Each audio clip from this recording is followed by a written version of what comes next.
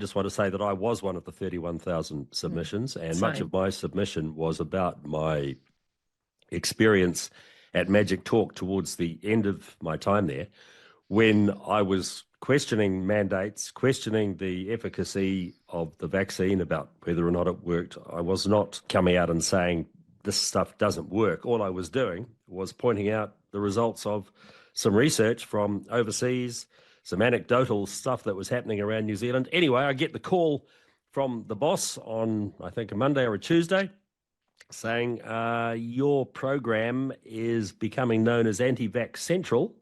What are we going to do about it?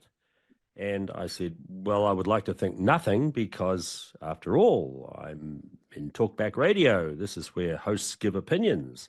And he said, yes, but your opinion is such that it's having a financial impact on the company.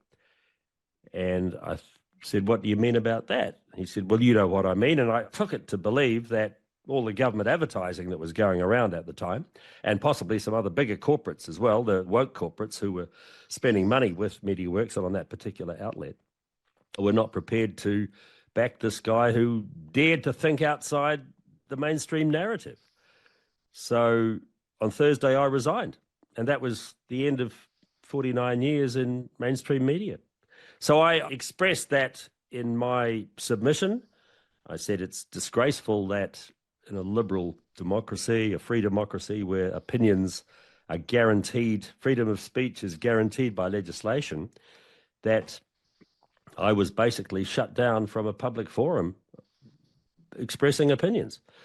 In terms of the overall reporting of this hearing, this Commission of Inquiry, I don't expect there to be anything at all, Marie, until the final report comes out. It will be possibly a couple of minutes interviewed on RNZ, minute and a half on Mike Hosking, and a voiceover on the TV1 News.